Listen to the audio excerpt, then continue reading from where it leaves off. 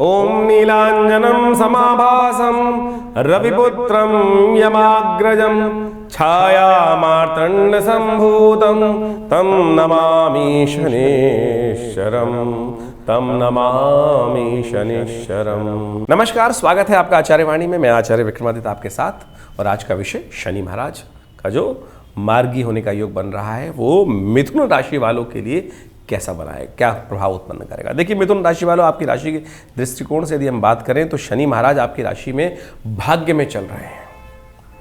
भाग्य का स्वामी भाग्य में चल रहा है, लेकिन पिछले करीब करीब 4 महीनों से शनि महाराज भाग्य में चलते हुए भी वक्र अवस्था में थे। वक्र अवस्था में क्या हो गया था, शनि बजाय भाग्य जगाने के भाग्य के रास्ते में कई प्रकार की फिसलन उत्पन्न कर रहा था, तो पैर जमी नहीं पा रहे थे। ये स्थिति उत्पन्न हो रखी थी, और अब शनि महाराज परिवर्तन की तरफ जो गए हैं, वो परिवर्तन विशेष तौर पर आपके लिए कई रूप से महत्वपूर्ण परिवर्तन का योग बनाकर तैयार बैठे हुए हैं। भाग्येश जो हैं वो आप राशि के दृष्टिकोण से देखा जाए तो वो भाग्य में बैठकर अब रास्ता देने के लिए बहुत सुंदर तरीके से आपके लिए पदार्पण करने का योग बनाते दिखाई दे रहे हैं। लेकिन कई ग्रह बाकी संबंध में बात करें तो वो बड़े विचित्र स्थिति है। खाली एक अकेला चना भाड़ नहीं भूजता। एक पुरानी कहावत है ना कि अकेला चना थोड़ी कुछ पूरा भाड़ में भूज के निकल जाएगा, उसके लिए तो पूरी बाकी सब चीज़ों को भी देखनी पड़ेगी, व्यवस्थाएं क्या हैं। इन दिनों मंगल महाराज आपके द्वितीय भाव में बैठे हुए वहाँ पर कमज़ोर अवस्था में है। पराक्रम के स्वामी, साहस के स्वामी, वो बड़ी कमज़ोर अवस्था में चल रहे हैं, और पूरी 3-4 महीने वो ऐसे ही चलने वाले हैं। इसके साथ साथ बाकी ग्रहों को समझें तो राहु महाराज जिस प्रकार से, बृहस्पति अकेले ही वो 12वें भाव में जाके बैठ गए हैं, और ऐसे में जितना लाभ होना चाहिए तो शनि के भाग्य में जगाने के लिए बैठे थे, और वो वहाँ आ गए हैं अब पूर्ण रूप से। 15 नवंबर को शनि मार्गी हो गए, और राहु के नक्षत्र में चलते हुए, शतभिषा नक्षत्र में चलते हुए करीब करीब 27 दिसंबर को वो पूरा भाद्रपद में चले जाएंगे, बृहस्पति के नक्षत्र में चले जाएंगे। और ये विशेष तौर पर आपके लिए जो स्थिति उत्पन्न करेंगे वो बहुत महत्वपूर्ण है, और ये आपके कई रुके हुए कार्यों को गति प्रदान करने की रास्ता बनाने के सुंदर रास्ते आपको बना के देंगे। और ऐसे में विशेष तौर पर जो कई प्रकार की समस्याएं थी, चाहे वो नौकरी या कई प्रकार के बंधन का भय दिखाई दे रहा था, कई क्लैश थे, कई आपस में अंतर्द्वंद जो उत्पन्न हो रहे थे, उन सब के लिए एक अच्छा मौसम, अच्छा माहौल, अच्छा वातावरण आपके समक्ष उपस्थित कर सकते हैं। चाहे वो घर परिवार हो, चाहे वो कई प्रकार के मामलों में समस्याएं उत्पन्न थी भाग्य से। देखिए, कहा है ना, भाग्यम फलति सर्वत्र न च विद्या न च पौरुषम। जब भाग्य सो रहा हो, भाग्य उल्टा चल रहा हो, समय उल्टा चल रहा हो, तो फिर कहीं भी क्या हो स्थिति होगी। अब भाग्य को सीधा चलने का समय बहुत रूप से ओवरऑल हमें दिखाई देता है, वो आपके लिए एक रास्ता बनकर तैयार हो रहा है, वो आपके लिए बहुत अच्छा है। लेकिन ऐसे में विशेष तौर पर हमें कुछ सावधानी के साथ उपाय, क्योंकि बाकी सारे ग्रह तो सपोर्ट कर ही नहीं रहे। राहु से लेकर बृहस्पति से लेकर मंगल तक जो स्थिति आने वाले 4-5 महीनों में चल रही है, वो कहीं भी आपके लिए सपोर्टिव नहीं है। भाग्य में राहु महाराज चल रहे हैं कर्म भाव में, और मंगल चल रहे हैं धन भाव में, वक्री विशेष तौर पर सबसे क्षीणस्थ अवस्था में, बृहस्पति चल रहे हैं 12वें, जो जुर्माने को तैयार बैठे हैं। तो ऐसे में जो स्थिति मची हुई है वो बड़ी विचित्र मची हुई है। ऐसे में आपको आवश्यकता है अपने विशेष तौर पर सब रास्ते को प्राप्त करने के लिए माता पिता का आशीर्वाद, गुरुजन का आशीर्वाद चाहिए आपको। नित्यपति माता पिता, गुरुजन का, बड़े लोगों का आशीर्वाद जिनको मिल जाएगा, ये विशेष तौर पर ग्रह योग वैसे तो सबके लिए, लेकिन मिथुन राशि वालों के लिए खास तौर पर है। भाग्य उन्हीं का साथ देता है जो अपने गुरुजन माता पिता की सेवा करने के लिए उनका सहयोग लेने का प्रयास करते हैं। और यदि माता पिता विमुख, गुरुजन विमुख हो गए तो समझ लो भाग्य सो जाएगा। ये समय भाग्य जगाने का है। अब शनि महाराज फिर 30 साल बाद आएंगे यहाँ पर, और 30 साल बाद ये समय जो 5 महीने का आपके लिए बन रहा है, 15 नवंबर से लेकर करीब करीब 29 मार्च तक का समय, इसमें भी शनि अस्त होंगे बीच में। वो हम सिलसिलेवार तरीके से आपको बताते रहते हैं समय समय पर, कब शनि मार्गी, कब शनि अस्त हो रहे हैं, कब राशि बदल रहे हैं, कब नक्षत्र बदल रहे हैं। लेकिन ये समय आपको विशेष तौर पर समझना चाहिए कि आपकी किस्मत की चाबी आपके माता पिता, गुरु, वंदना ध्यान रखते हुए कार्य करें। आप इनकी सेवा से आपको मेवा प्राप्त होने के योग हमारी राशि के दृष्टिकोण, हमारे गोचर के दृष्टिकोण से आपको पता चलता दिखाई दे रहा है। तो विशेष तौर पर ध्यान रखें। नित्यपति, अब गुरुदेव तो हनुमान जी है ना, तो हनुमान जी से बड़ा कौन गुरु, क्योंकि शनि को भी आज़ाद मुक्त करने वाले, रावण की दास्ता से जहाँ रावण शनि के ऊपर पैर रख के बैठता था, ये ग्रह नक्षत्र सब मेरे दास हैं, चले हुए नहीं। अब जब शनि खुलकर आज़ाद हुए तो सब बर्बाद कर दिया ना उन्होंने, तब शनि का प्रभाव देखने को मिला। रावण भी उस प्रभाव से ज्ञान होते हुए भी उस शनि के अपने दासत्व से मुक्त हुए। हनुमान जी ने लंका जलाई और आशीर्वाद दिया हनुमान जी को कि हे गुरुदेव महाराज, आपका जो स्मरण करेगा उसको मैं कभी कष्ट नहीं दूंगा। और राम जी के पिता दशरथ जी ने स्तोत्र पाठ किया। तो ये समझ लीजिए, ये भाग्य जगाने का समय है। सोना मत, सर्दी का मौसम है, सोने के लिए समय नहीं है भैया, ध्यान रखना। शनि को मत चढ़ने देना नेगेटिव भाव में। नित्यपति स्नान करो, माता पिता का आज्ञा मानो, बहुत सारे लोग शनि को अपने ऊपर चढ़ाए रखते हैं। कैसे? सर्दी का मौसम है, विशेष तौर पे क्या है, नहाते ही नहीं भैया, सर्दी लगती है। अब शनि का प्रतीक क्या है? आलस्य, गंदगी, जिद, और विशेष तौर पर जो मैल सर पे शरीर चढ़ा हुआ, और फिर परफ्यूम लगा लेंगे, डीओ लगा लेंगे। आज की तारीख में बहुत सारी विचित्र स्थिति है। तो ये समझो, शनि को जगाना चाहते हो, शनि का लाभ लेना चाहते हो, तो शास्त्र विधि के अनुसार से शनि का उपाय करने का ये प्रयास कर लो। ये 5 महीने फिर जिंदगी में वापस 30 साल बाद आएंगे, 30 साल बाद आएंगे, ये ध्यान रखना। ये भाग्य में बैठा हुआ शनि महाराज जो आया है, 4 महीने 5 महीने जागने का है। अब ग्रह नक्षत्र बाकी सब चल रहे हैं, उनको भी समझने की आवश्यकता है। दशाएं कौन सी चल रही हैं आपकी, अंतर दशाएं कौन चल रही हैं, बाकी ग्रह की स्थिति क्या है कुंडली के अंदर। लेकिन हमने ओवरऑल आपकी राशि के दृष्टिकोण से ये गोचर का प्रभाव समझते हुए आपको सब कुछ समझाने का प्रयास किया। देखिए, मंगल कमज़ोर है, उसके लिए आवश्यकता हनुमान जी का सानिध्य लेने की है, वो बहुत ज़रूरी है, उसको ध्यान रखें। शनि को जगाने के लिए शनि स्तोत्र का नित्यप्रति पाठ करें, और बाकी सब जो उपाय बताए हैं ये आपके लिए बहुत महत्वपूर्ण रहेंगे। इनको समझते हुए कार्य कर लीजिए। और नहीं तो बहुत सारे लोग बाज़ार में हैं, कोई 20,000 रुपये का नग बेच रहा है, कोई 2 लाख का बेच रहा है। ऐसे ऐसे महान ज्योतिषी जो तथाकथित तौर पर है, वो किसी से भी पैसे लेने के लिए, कोई यूरो में पैसे ले लेता है। अभी मेरे पास एक व्यक्ति ने फ़ोन किया, एक टीवी पर जो इसी सोशल मीडिया पे आते हैं, करीब करीब उनके 20 लाख सब्सक्राइबर हैं। उसने मुझे बताया कि इस व्यक्ति ने उस जन्मपत्ति दिखाने के लिए आया था। मैंने कहा क्या नक्षत्र दिखा, जन्मपत्ति देखी, कोई चिंता की ज़रूरत नहीं, कुछ नहीं, ऐसे ही चलेगा समय। उस व्यक्ति से कहीं स्पेन से उसने फ़ोन किया था मुझे, और वो बता रहा है कि उससे $2,000 उसने ले लिए किसी का उपाय करने के लिए। इन पैसे खर्च करने से उपाय नहीं होने वाला भैया, इससे आपके ग्रह ही खराब होंगे। तो आप बुद्धि को जगाएं, विवेक को जगाएं, तो आप विशेष तौर पर सही रूप से चलें और चीज़ों को समझें।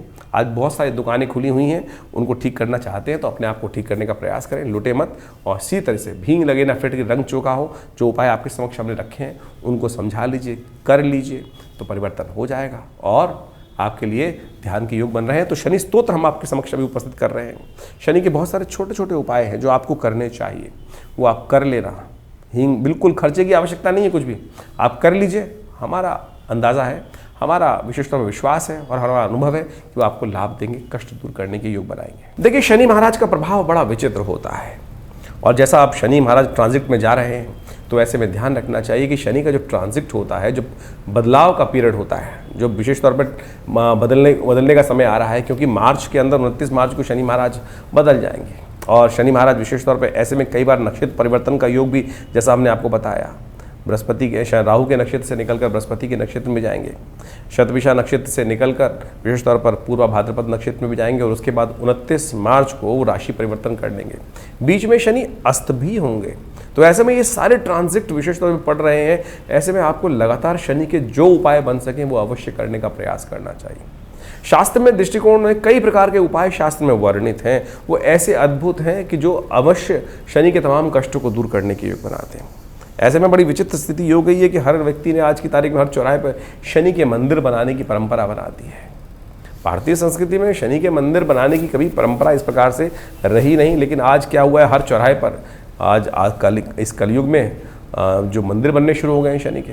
हमारे पंचदेव उपासना की ही विधि शास्त्र में बताई गई है।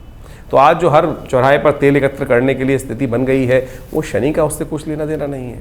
और हमारे मनोमस्तिष्क में आता है कि हम जाके वहाँ कष्ट निवारण करने के लिए तेल चढ़ाए आए और कुछ कराए, तो बस उससे हमारा शनि महाराज हमारे कष्ट हर देंगे। ठीक है, दान पुण्य कभी खराब नहीं जाता, ये भाव तो रखना चाहिए, लेकिन शास्त्र की विधि के अनुसार से तो ये विशेष तौर पर विधान ठीक नहीं है कि हर चौराहे पे शनि के मंदिर लोग आधुनिक काल में कमाई का जरिया बनाने के लिए उपस्थित कर दें। तेल पर तेल शनि पर चढ़ाए जा रहे हैं लोग।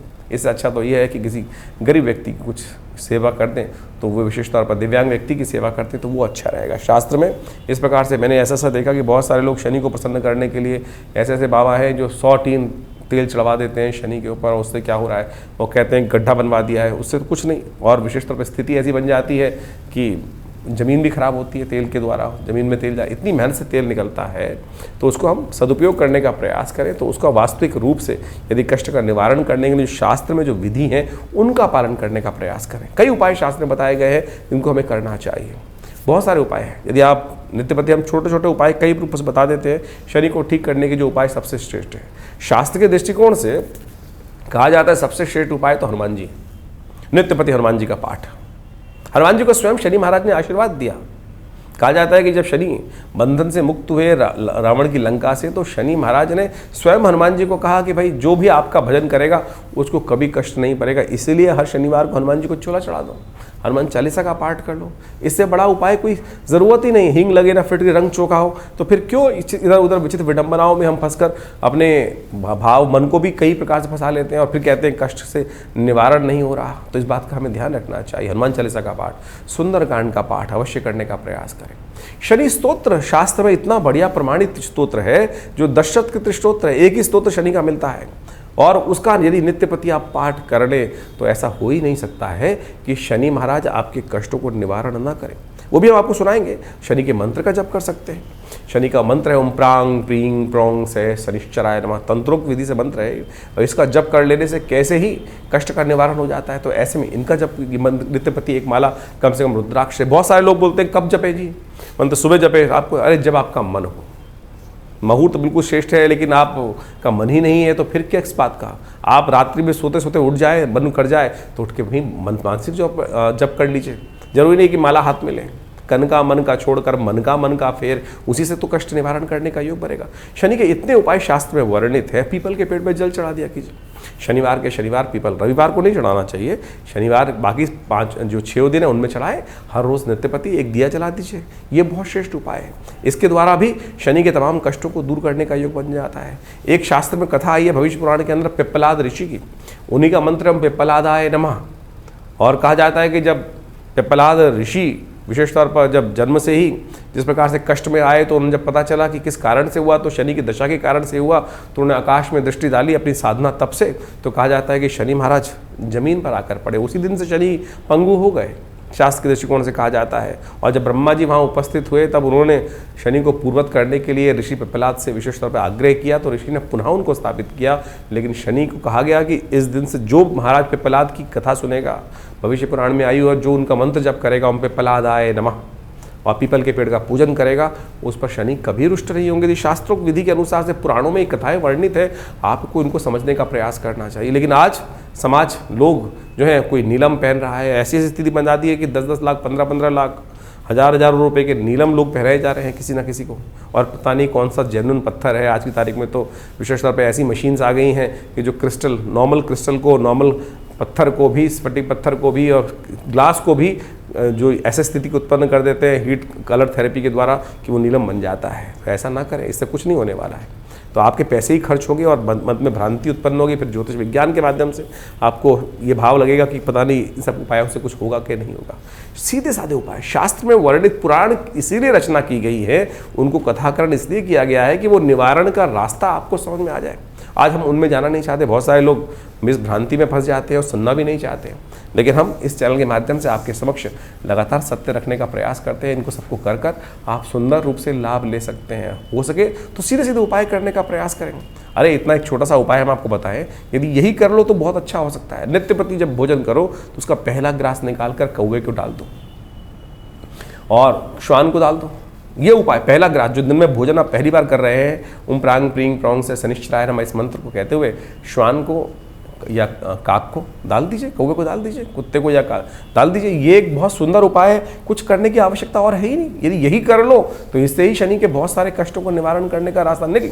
करना नित्यपति चाहिए, नित्यपति एक विश्वास के साथ, श्रद्धा के साथ यदि करोगे तो बिल्कुल कष्ट निवारण करने का योग बनेगा। ये 4-5 महीने शनि का जो योग चल रहा है विशेष तौर पर, ये आपको हमने जैसा बताया उसमें अवश्य ये इन उपायों को कर कर आप शनि के कष्टों को दूर कर सकते हैं। शनि का यंत्र शास्त्रोक्त है, उसको अपने घर में स्थापना कर सकते हैं। और कहा जाता है कि जो 19,000 मंत्र से जप करा हुआ शनि का स्तोत्र है, वो जो शनि का यंत्र है, वो विशेष तौर पर समस्त कष्टों का निवारण करने का योग अद्भुत रूप से बना देता है। तो ये अवश्य करने का प्रयास कीजिए। ये समस्त उपाय शास्त्र में वर्णित है और इससे आपको लाभ ही प्राप्त होगा, कष्टों का निवारण करने का योग ही बनेगा। अब शनि स्तोत्र सुन लीजिए किस प्रकार से जप करना है।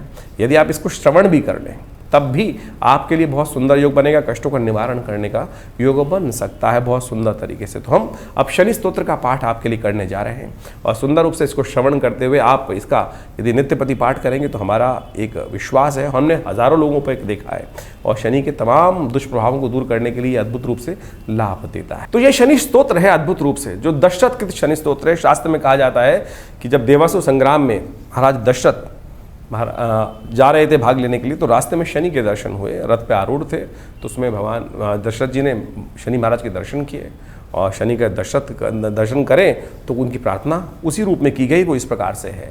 वही शनि का स्तोत्र कहा जाता है, और कहा जाता है इस स्तोत्र का यदि एक बार भी पाठ कर ले नित्यपति, तो कैसी शनि के साढ़े साथी हो, शनि की दशा हो, ढैया हो, और कैसा ही गोचर में दुष्प्रभाव हो, उन सब से निवारण करने का रास्ता बन जाता है। तो आप श्रवण करें, देखिए इसका नित्यपति पाठ करें तो बहुत अद्भुत रहेगा। ओम नमः कृष्णाय नीलाय शितिकंठ निभाय च, नमः कालाग्निरूपाय कृतांताय च वै नमः। नमो निर्मांस देहाय दीर्घशंश जटाय च, नमो विशाल नेत्राय शुष्कोधर भयाकृते, नमः पुष्कल गात्राय स्थूल रोमणे अथ वै नमः। नमो दीर्घाय शुष्काय कालम दृष्ट नमोस्तुते, नमस्ते कोटराक्षाय दुर्निरीक्षाय वै नमः। नमो घोराय रुद्राय भीषणाय कपालिने, नमस्ते सर्वभक्षाय बलिमुख नमोस्तुते। सूर्यपुत्र नमस्तेस्तु भास्करे भयदाय च, अधोदृष्टे नमस्तेस्तु संवर्तक नमोस्तुते। नमो मंदगते तुभ्यं निरस्तंशाय नमोस्तुते, तपसा दग्ध देहाय नित्यं योगरताय च। नमो नित्यं क्षुधार्ताय अतृप्ताय च वै नमः। ज्ञानचक्षु नमस्तेस्तु कश्यपात्मजसूनवे, तुष्टो ददासि वैराज्यं रुष्टो हर्षि तत्क्षणात्। देवासुर मनुष्याश्च सिद्धि विद्याधरोरगा, त्वया विलोकिता सर्वे नाशं यान्ति समूलता। प्रसादा कुरु मे देव वराहोऽहम् उपागता, एवं मस्तु तदा सौरिग्रहराजो महाबला। ये छोटा सा शनि स्तोत्र है, कितनी देर लगेगी? यदि नित्यपति इसका एक बार पाठ श्रवण भी कर लें, या आप इसका नित्यपति एक बार पाठ भी कर लें, तो कहा जाता है कि शनि के तमाम कष्टों का निवारण करने का योग बन जाता है। हमने विवेकानंद योगाश्रम में इस शनि स्तोत्र का नित्यपति यज्ञ करने की सुंदर व्यवस्था बनाई है, और आज करीब करीब 50 वर्षों से नित्यपति यज्ञ चलता ही है।